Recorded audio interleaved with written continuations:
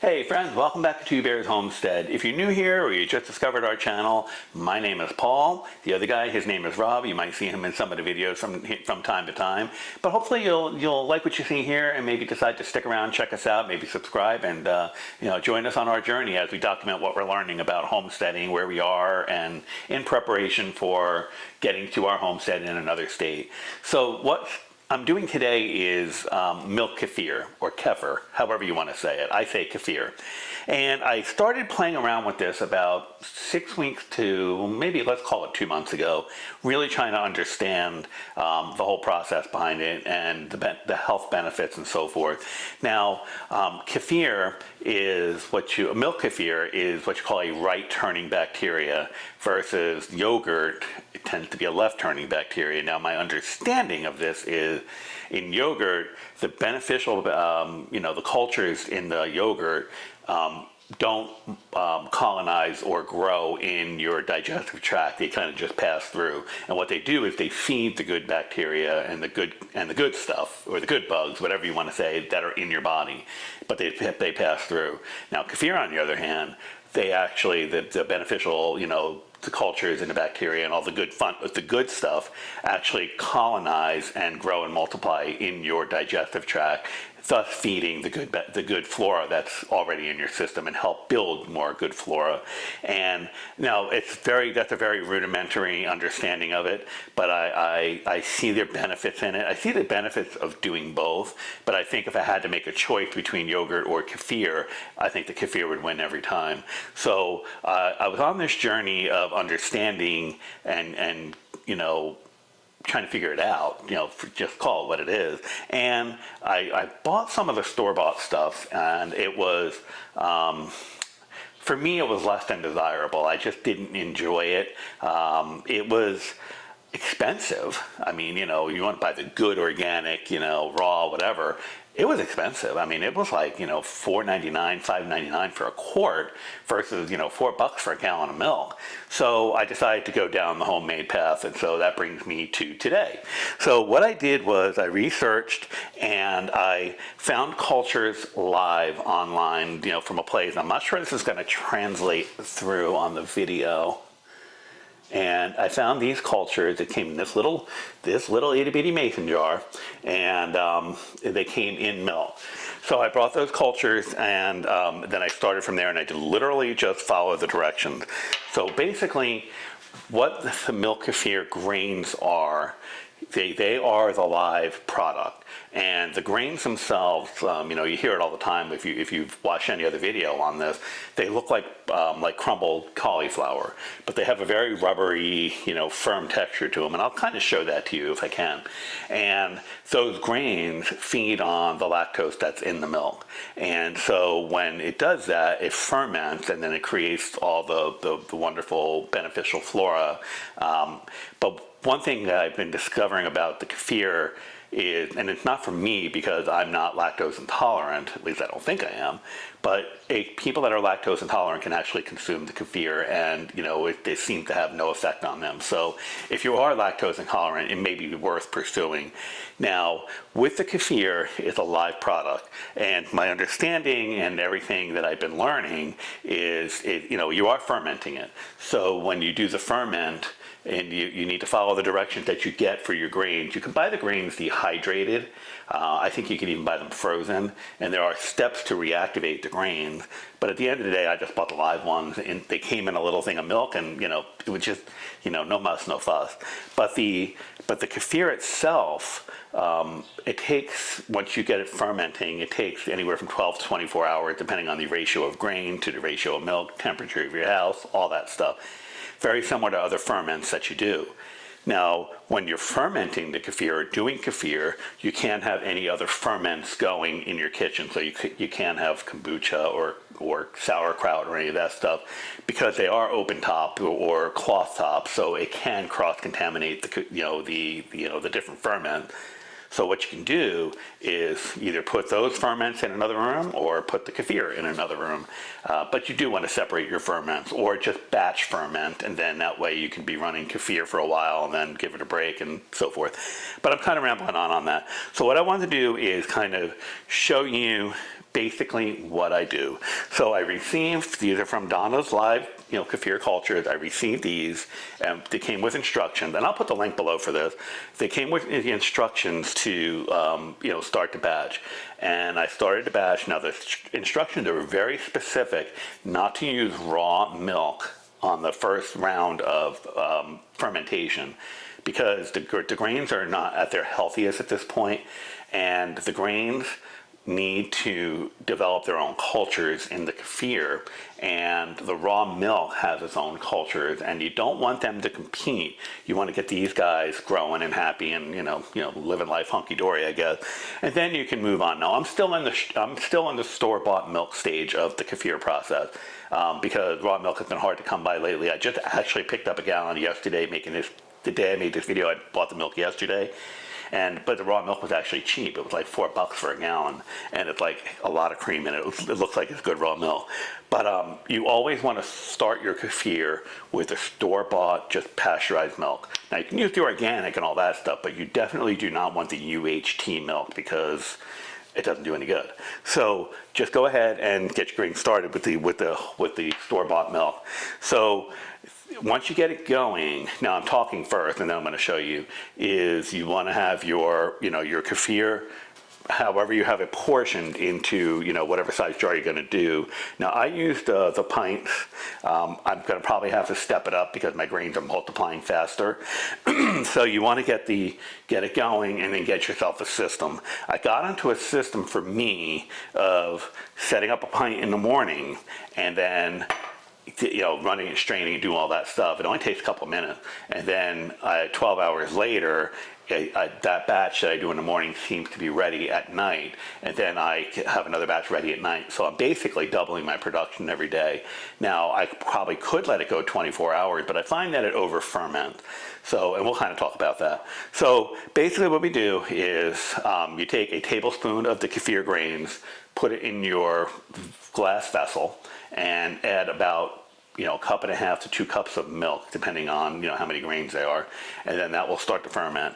So what you do after 12 hours or so is you're going to get, now this, I don't know if this is going to translate, you're going to get the kefir, and if you can see right here, I'm not sure if that's coming through, you can see the whey separating a little bit.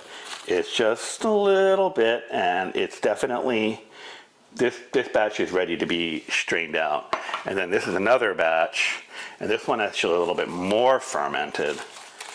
And you can see right here, you can see the separation.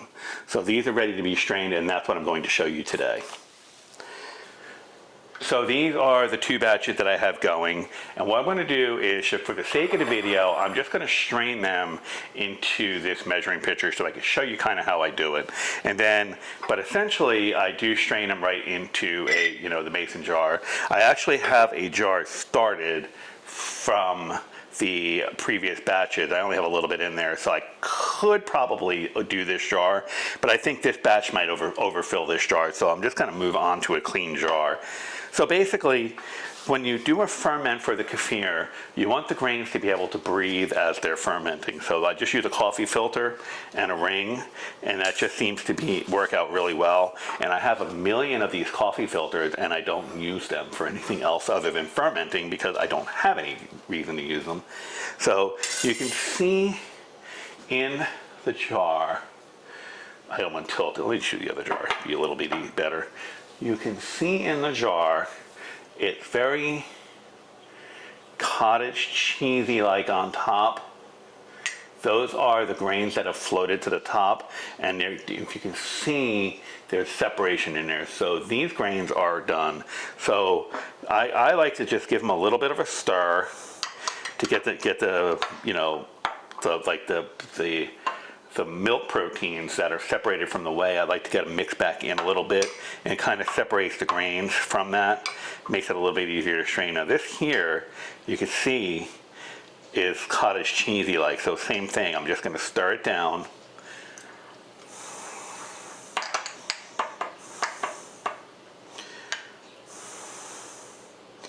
And then there you go.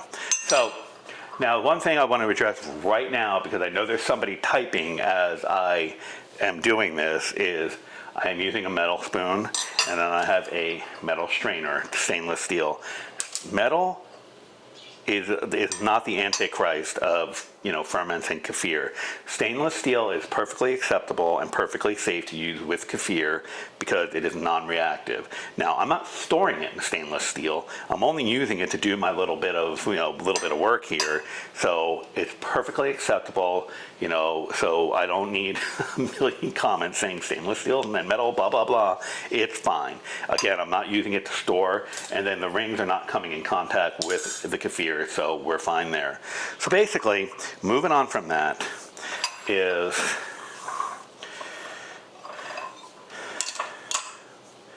you just have your strainer, and then you just want to strain out the solids.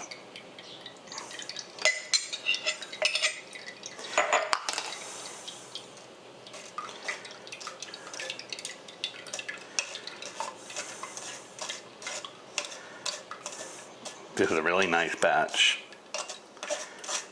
Some people blanch at the idea of running it through a strainer like this because there are baby kefir grains in there, and they're like, oh my goodness, you're pushing them through into the kefir and you're murdering them and blah, blah, blah, blah, blah. Now, I started out with a tablespoon of each on this batch, and this is definitely more than a tablespoon. They grow that fast if they're happy and healthy. So if a couple of little grains fall into the actual kefir and you're drinking it, it's so much better for you than worrying about, you know, all the stress of, oh my God, I'm killing baby grains. You're not going to miss them. Trust me on that. I assure you that it's fine. So this is one batch. I'm going to see if I can hold this close. And this is what the milk kefir grains look like. It literally, it just looks like cauliflower. And the texture is kind of rubbery. And I'm going to taste it. And it just tastes like tangy cottage cheese. I mean, it's, you know, I don't want to say it's delicious, but it doesn't taste terrible. So then these grains are ready to be put into the next round of fermentation. And in this case, all I'm going to do is just dump them right back into the same jar. And then let's get the next batch.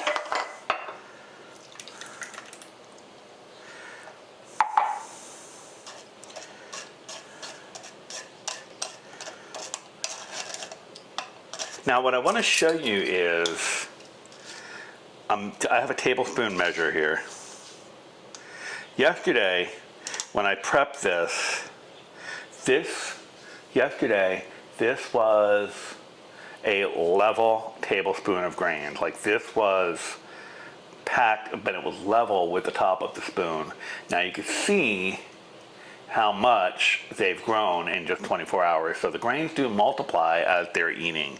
So you will, in short order, have a fair amount of grains. You know, I say when you hit it right, within, you know, 7 to 10 days, you can double or even triple the amount of grains that you have, and it can be a lot. So, and we'll talk about what you can do with those grains. Now, what I'm going to do with these grains here is I'm going to put them in suspension, because I have yesterday's batch still, and I have all this kefir, and I don't want to get too much ahead because then it just sits in the refrigerator. So I'm going to go ahead and keep these grains aside and just put them back into suspension.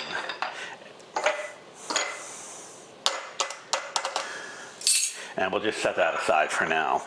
So here is the kefir, and it has a thick, creamy texture to it. This is just whole milk. and this is ready to go into the refrigerator. Now, if you like it tangier, you can go ahead, put this into another clean jar and put it on your kitchen counter and do what they call a second ferment. It'll make it stronger and more tangier and more sour. And that's also a time that you can actually flavor it. Now, I haven't done the flavoring yet, but what you can do is put something in it, like maybe like an orange peel or I use cinnamon sticks. You can put lemon in it. You can do whatever you want. And then that second ferment will also flavor it as well. Now, what I do is, because I don't like the extra tanginess, is you're not gonna really be able to see it. You can see them in the bottom of the jar here. Those are cinnamon sticks. So the jar that I put in the refrigerator, I just throw some cinnamon sticks in it and just pour today's batch of kefir right on it, and it just, and it works for me. I get the cinnamon flavor without having, the extra fermentation. So I'm going to go ahead and throw some cinnamon sticks in. Just one will do it. Just break it in half, drop it in the jar.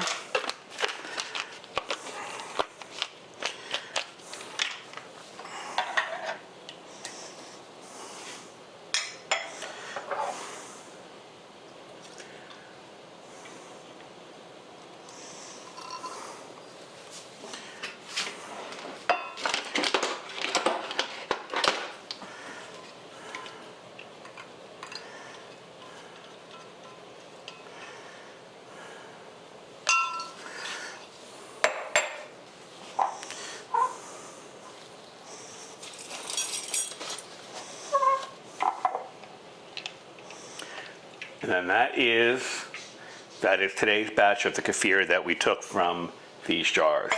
So I'm going to just go ahead. I'm going to put a cover on this. I'm going to put it in the refrigerator, and then once I can start enjoying this right away. Okay, so I have my grains that need to go for the next batch. So it's just a little over a tablespoon. So what do? So what you do here is you want to go ahead and get about 1.5 cups of milk on them. So literally just pour the milk in. Make sure you leave a little bit of room because it will expand. So this is probably a little too full. I probably should mix this over into a bigger jar, but this will be ready in 12 hours, so I'll be okay. And this is it. This is ready to go.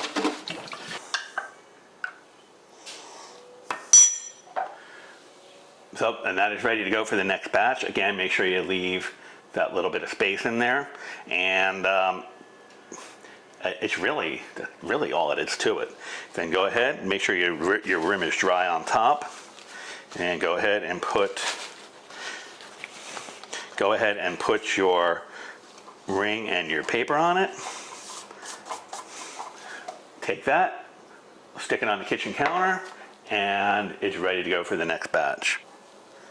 Okay, so now what to do with and how to suspend these extra kefir grains that we have, and what I'm going to do is show you. So basically, if you needed to go on vacation or you needed to halt kefir production for a while, maybe you want to do some other ferments, or maybe you just have a couple of busy days, Christmas just went by, there could be a number of reasons where you need to suspend your production. What you can do is you can put the kefir grains in milk in the refrigerator, and they'll be good for, depending on how much milk you use, it could be good for several days, could be a week, or up to 2 weeks. So it's up to you basically how long you suspend them. But basically the more milk, the longer the suspension. So because they still need to eat, they still need to have the nutrition in order to, or they'll just, simply not be happy grains. I have these grains here. I actually did this jar yesterday and resuspended, but I want to kind of just pull them out and show you basically how many grains that I have from basically what I started with. I'm reusing this milk, so it's not going to go to waste.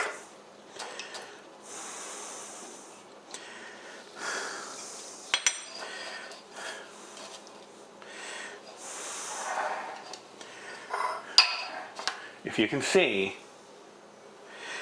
all these grains that are perfectly healthy and ready to go. Now, let me paint you a picture. I had about a tablespoon of grains came in this little jar 6 maybe 8 weeks ago, and I now have this amount of grains, and that's not including what I've eaten, so, or I've fed to my dog too. So they grow. This little bit of grains, it was literally a tablespoon and a little bit of milk, has turned into this amount of grains plus that, plus what's in that jar over there. So this stuff grows fast. There's no question about it. So what I'm going to do is I'm going to take the grains that I don't want to move on, just kind of add them to that pile. And then I am going to mix these grains back into the jar with their milk that they have. And I want to add a little more milk to it.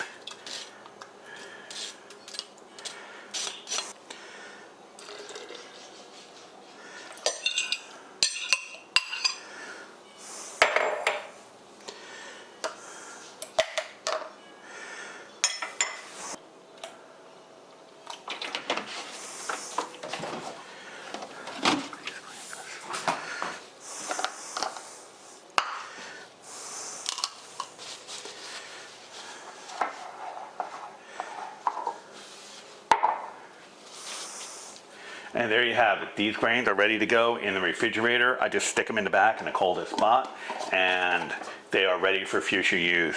Now, what I can do, like if you have this amount of grains, and you want to really like have a busy few days of production, what you could literally do is just have, a bunch of different jars lined up, divvy them out, and then get a ferment going. You can do a bulk fermentation and then kind of just go back and forth on that.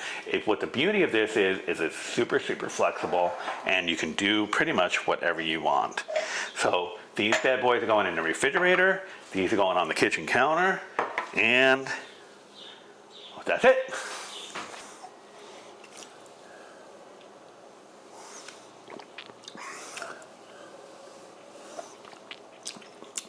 Pretty good. So the flavor is it's a sour, tangy flavor.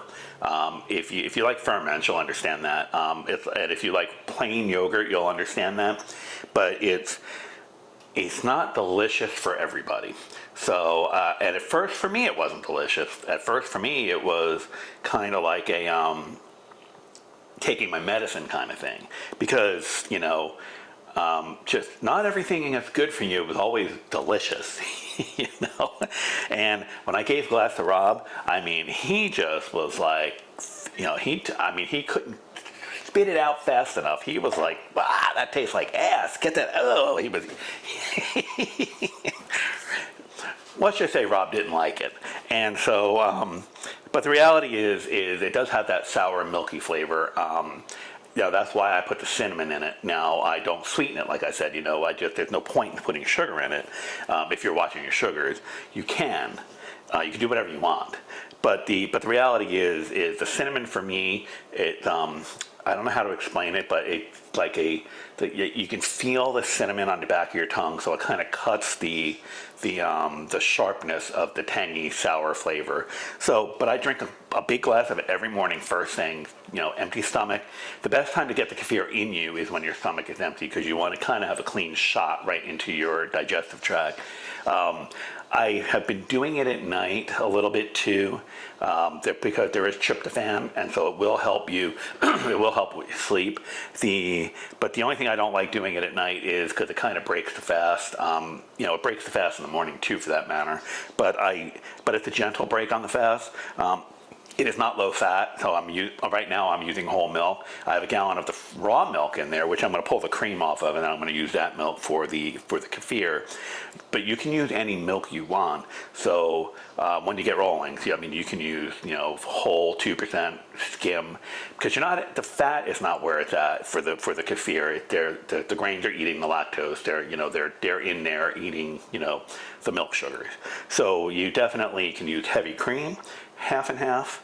I know people that have made kefir with the coconut milk. I don't really know how that works, but there are other ways you can do it. Now, there are two different types of kefir grains out there. There's the milk kefir, which is what this is, and then there is water kefir. The water kefir grains and the milk kefir grains are not interchangeable. So the water kefir grains, they're like a translucent. They look like blobs of jelly. I don't know. I'm not going to do water kefir. It's just one more thing. I'm not really interested in that, but I understand there's a whole lot of value in that.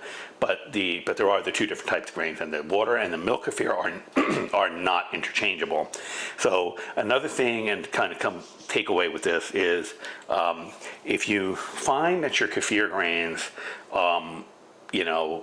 especially in the fattier milk, if you find that when you're straining them and they kind of look like white mud, like cottage cheesy, and you want to kind of clean that up a little bit, what you do is just pop that into a bowl with some milk, stir it around, and then strain it off again. Now, it's a little bit wasteful if you do it like that. I tend to just drink that little, it's not even a half a cup of milk. I just tend to drink it right on the spot because there is some benefit there.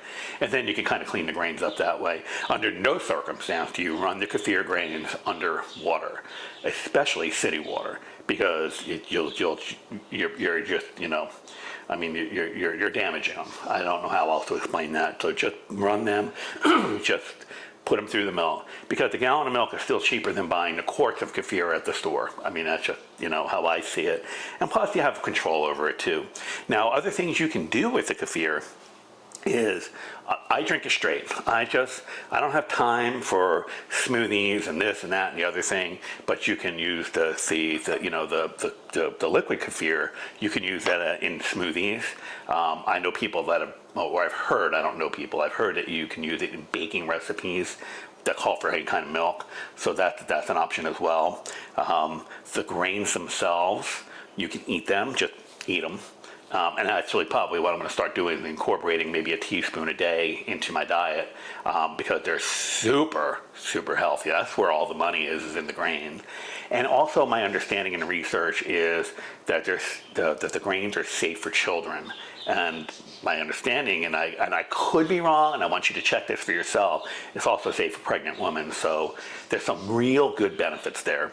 The grains themselves, you can put them in smoothies, and if you're a smoothie person and you want to up the nutritional content of your smoothies, you can certainly do that.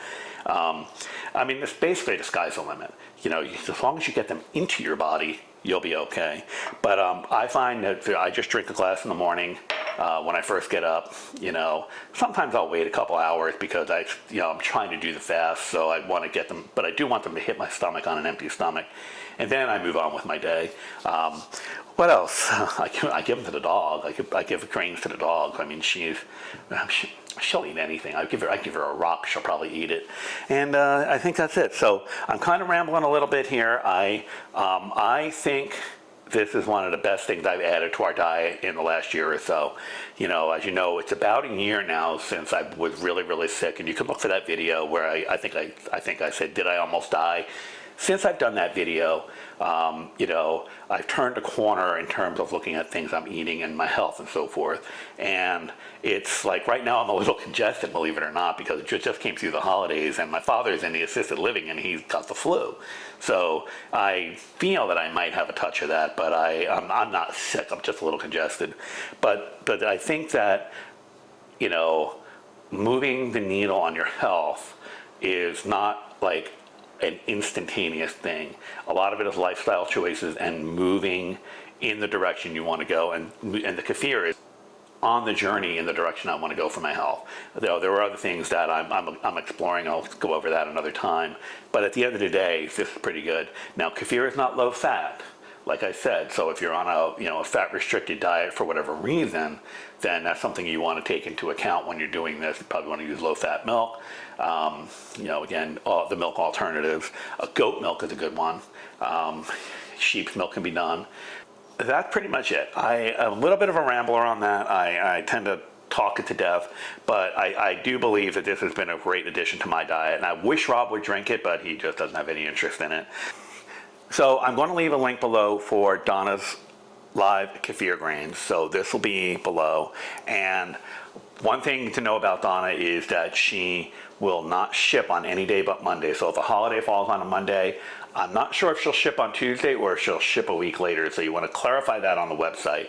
But she, the reason that she ships on Monday is because she wants to make sure that it gets to you before the weekend, because she doesn't want the milk kefir only has a couple of days in milk, you know, and it's fermenting on its way to you. So you want to make sure, she wants to make sure it gets to you in a timely fashion. So like if you make your order on a Wednesday, it's going to ship out on the following Monday. You make your order on Monday night, it's going to ship out on the following Monday. You know, and of course holidays will, you know, play into that. So I highly recommend this. These came to me and they were live and they were great. There are other people out there you can order the grains from. Like I said, you can also order them dehydrated or frozen. I don't really know much about that.